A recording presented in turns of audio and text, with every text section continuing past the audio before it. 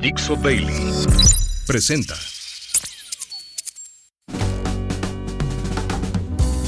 Bienvenidos. Esto es Fuera de la Caja. Yo soy Macario Schettino y le agradezco mucho que me acompañe en esta serie de episodios que hemos tenido aquí en Largo Aliento para tratar de entender el crecimiento de las sociedades humanas. Es algo que ya alguna vez habíamos platicado, lo estamos haciendo ahora de una forma un poco diferente. Yo espero estar siendo capaz de irme más a detalle en algunos temas que no habíamos cubierto y nos quedamos en este punto en el cual, le decía yo, el monoteísmo permite la construcción de sociedades realmente muy grandes alrededor de una idea básica, un gran Dios que permite que todo mundo pueda considerarse súbdito de ese Dios y por lo tanto permita una cohesión que el tener distintos dioses locales, etcétera, no permitía. Pero es necesario entender mejor cómo está construido la estructura de la sociedad. Y esta estructura empieza, hemos platicado, en una familia nuclear de 5 o 6 elementos, en una familia extendida de 15, cosa por el estilo, y una banda de humanos que tendría en el caso mínimo 50 o 60 integrantes y en el máximo 150. Esta banda es el límite natural, digámoslo así, que tenemos los seres humanos para poder trabajar juntos. Más allá de este número, nos es muy difícil recordar quiénes cooperan y quiénes no, y por lo tanto la banda se pone en riesgo. Si algunas personas no cooperan y los demás tienen que trabajar para mantenerlos, hombre, pues la productividad, digamos, se viene abajo, la banda empieza a vivir cada vez menos bien, y en las condiciones en las que vivían los seres humanos con este tipo de organización, pues eso llevaba a la extinción del grupo en su conjunto. Es por eso que los grandes riesgos o grandes peligros que se tenían en una banda humana eran dos.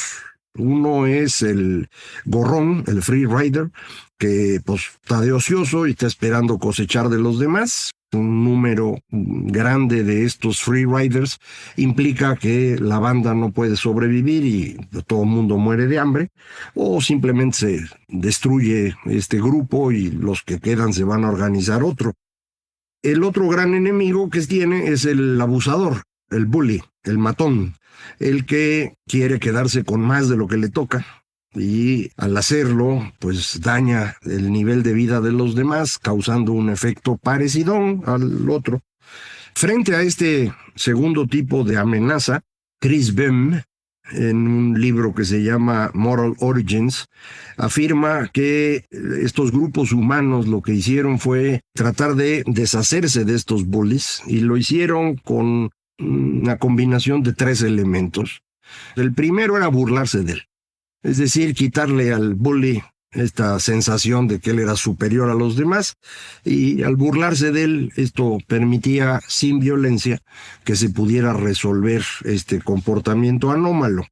Cuando esto no funcionaba, la banda en su conjunto trataba de expulsar al bully, y si no se dejaba, lo mataban. Son los 3 instrumentos para resolver. Si tiene razón el señor, esto significaría que en el transcurso de los cientos de miles de años, a lo mejor millones de años, en lo que esto ocurría, fuimos eliminando buena parte de los genes de estos abusadores. Evidentemente no acabamos con todos, usted puede encontrarlos ahora en la política, muchos de ellos, también en los negocios. Este tipo de personajes sigue existiendo, pero posiblemente en una menor proporción, un poco menos agresivos de lo que conocimos hace cientos de miles de años. Eso es difícil de probar, pero bueno, podríamos pensar que así es. Cuando llegamos al límite de estos 150 individuos, seguir creciendo como grupo social implicaba que el riesgo de tener más bullies o más free riders de los aceptables para la supervivencia crece muy rápidamente, y la sociedad se venía abajo otra vez a estos 150 individuos. ¿Cómo rompimos eso? Pues lo rompimos también de una forma natural, pero un poco distinta, que es la cultura. Creamos una idea sobre la cual podríamos maximizar nuestra capacidad de cooperación, y eso es justamente lo que hemos estado platicando estas últimas semanas. Lo hicimos alrededor de una idea trascendental. Existe algo más allá de nosotros que nos puede permitir maximizar nuestra cooperación como grupo, y esto se logra alrededor de este elemento trascendental que en un principio es un antepasado y que eventualmente se va transformando en un pequeño dios o una pequeña diosa que cubre a un grupo más grande que la banda. Ese grupo es el clan. Así es como lo estoy yo utilizando el término. El clan es un grupo de más de 150 individuos, pero no tan grande como una tribu. No hablamos de miles de personas, sí de varios cientos.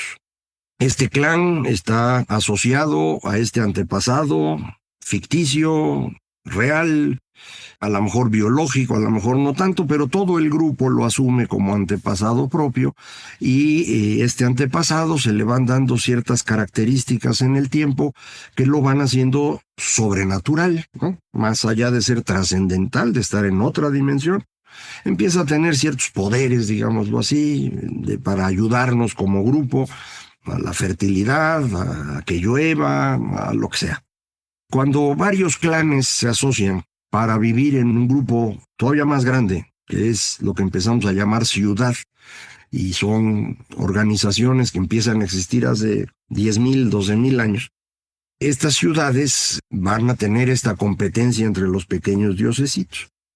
De alguna manera se va a ir construyendo una estructura jerárquica al interior de los clanes que se va transmitiendo o transformando en una estructura también jerárquica entre los diosesitos que con el tiempo se van convirtiendo en este panteón politeísta.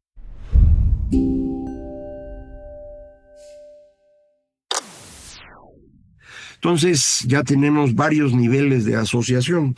La familia nuclear, la familia extendida, la banda, el clan, la tribu. Y esto es lo que funciona muy probablemente de la mitad de la Edad de Bronce hacia lo que llamamos Antigüedad Clásica. Esta manera de funcionamiento permite tener ciudades más o menos grandes, en donde al interior de la ciudad tiene usted distintas tribus, y al interior de las tribus tiene distintos clanes. Cada uno de ellos tiene sus privilegios, sus problemas, sus diferencias. Tenemos reglas para resolver los conflictos entre los distintos grupos, entre tribus, al interior de las tribus, entre clanes, y al interior de los clanes cada quien se hace bolas porque pues, para eso es esa estructura mínima de funcionamiento. Esto es lo que va a terminar después del Imperio Romano, en el caso de Europa, con la llegada del monoteísmo, que va a tratar de tener una idea básica que aplique para todos. Pero esto no va a poder destruir así solito los clanes. Hay una política específica de la Iglesia para romper los clanes. ¿Por qué? Pues porque la estructura del Imperio Romano era de clanes. Y si la Iglesia estaba reemplazando al imperio, pues era muy importante que no salieran de pronto estas familias que antes habían tenido todo el poder, en el caso del Imperio Romano, que si los Cornelios, los Claudios, los Julios, pudieran volverse a organizar y tómala, se acaba toda esta construcción monoteísta en la cual estaban.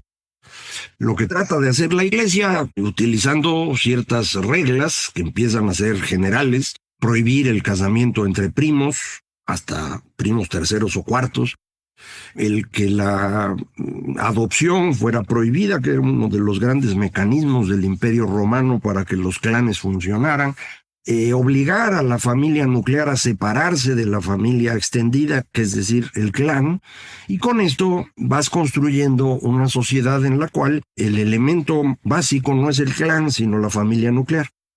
Esto, en el caso de Europa, estamos hablando del año 600 en adelante, se va a ir convirtiendo en una relación entre estas familias extendidas, familias nucleares, con el lugar en donde viven. Y vamos a tener una estructura diferente de organización. que llaman en inglés el manor. Nosotros creo que la mejor forma de verlo en español sería la hacienda, es decir, un lugar en el cual viven distintos grupos que tienen una estructura jerárquica con un orden patriarcal, en donde una familia es la responsable de que a todos les vaya más o menos bien, son los que resuelven los conflictos al interior de ese espacio y son los que defienden a ese espacio frente a enemigos externos. Esta estructura es lo que va a dar lugar a lo que usted conoce con el nombre de feudalismo. Ahí en ese nombre van varias cosas mezcladas que luego no son fáciles de separar y nos quedamos con ideas confusas. Pero creo que lo que debe usted tener en mente para tratar de entender este proceso es eso. Lo que tenemos ahora no es un clan de los Cornelios, los Julios, los Claudios, los Hernández, los López, los Yáñez, sino una hacienda. Y en esa hacienda, esta estructura que le comento, que va a tener otras haciendas vecinas y entre todas ellas para tratar de defenderse de las que están a varios kilómetros de distancia y van a ir construyendo una estructura que empieza a crecer hacia arriba, dando lugar a esto que conocemos como nobleza, los condes, que viene la palabra del latín comitatus, los compadres dentro del ejército, los compañeros. Eso es un conde. El marqués, que es aquel que vive en la frontera, eso de ahí viene de la marca donde está la frontera. El duque, que tiene su origen en el general de los ejércitos. Estas estructuras se van a ir configurando para dar lugar eventualmente a los reyes.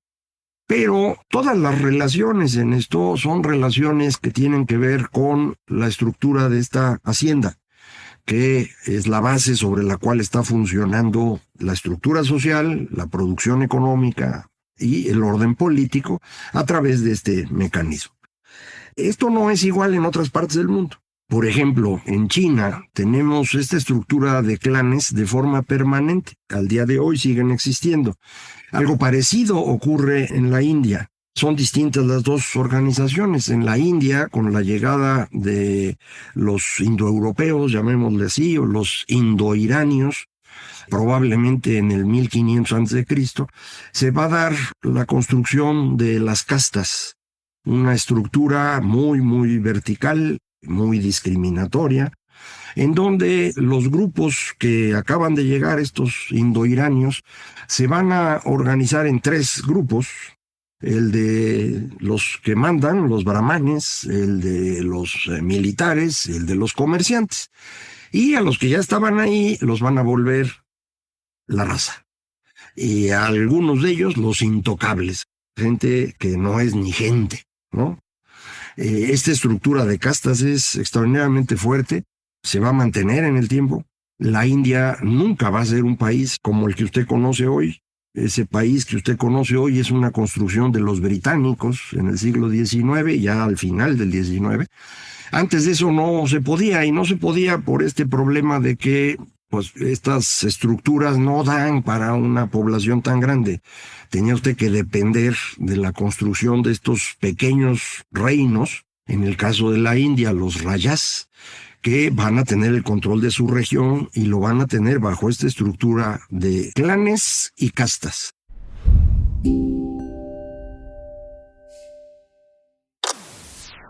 En el caso de China, lo que tenemos son los clanes locales que se van a organizar alrededor de un estado, en el cual el emperador, hijo del cielo, es el que va a tener, al menos, digamos, formalmente el poder, aun cuando en realidad quien gobierna va a ser la estructura. La estructura que se construye en China desde muy pronto es una estructura muy burocrática que permitiera administrar toda esta dispersión de pequeños grupos sociales a su interior, orgánicos y sólidos, pero que no tienen necesariamente una razón para estar todos juntos. La única razón es porque hay una burocracia que los va administrando para que funcionen así. Las dinastías chinas entonces se van cayendo y reemplazando con mucha facilidad porque esta estructura no es así tan sólida como uno quisiera, pero funciona lo suficiente para que China vaya avanzando en el tiempo con, insisto, distintas dinastías, algunas que ni siquiera son de chinos propiamente hablando. Durante un tiempo son los mongoles los que gobiernan China, otro tiempo son los manchú, pero bueno, pues es la forma como se hace. Entonces son diferentes estructuras que, como puede ver, responden a una idea distinta sobre la cual se está construyendo la sociedad. En todos los casos empezamos a tener sociedades un poquito más grandes, pero llegan a un punto en el cual ya no pueden sostenerse.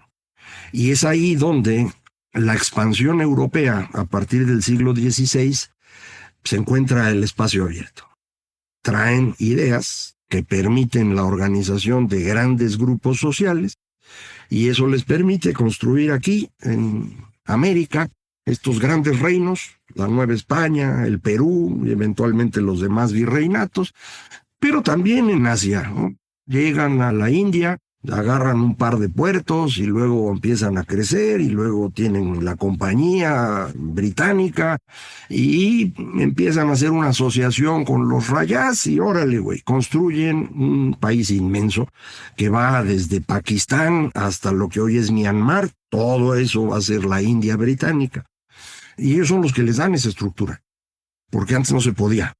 Y lo mismo, creo yo, ocurre con China. China tiene una estructura que no le permite ser muy eficiente.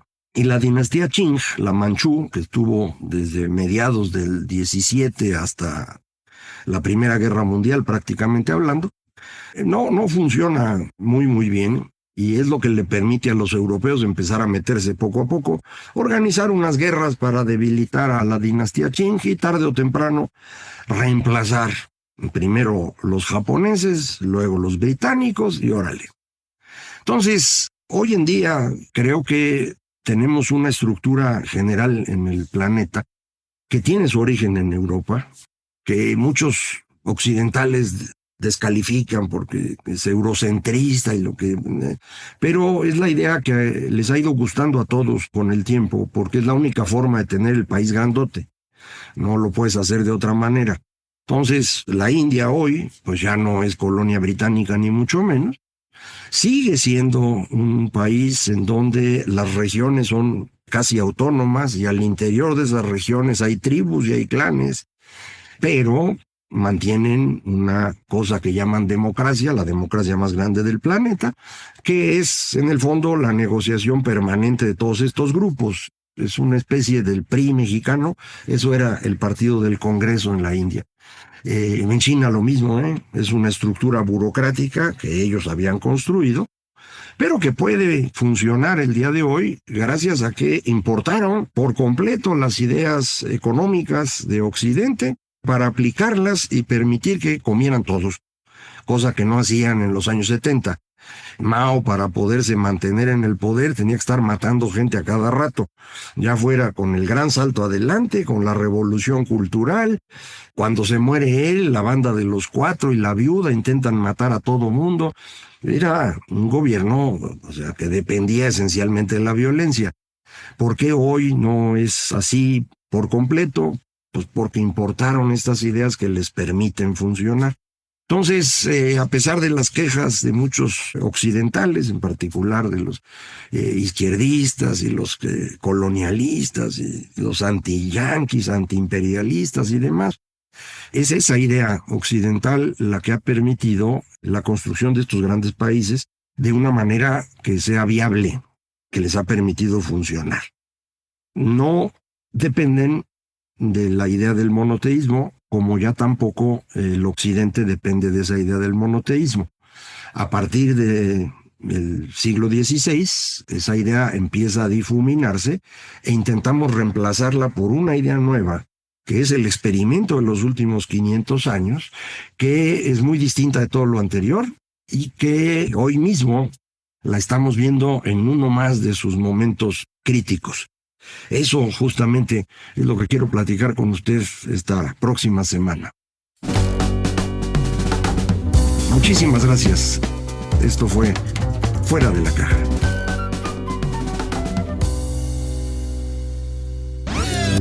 una producción de Dixo.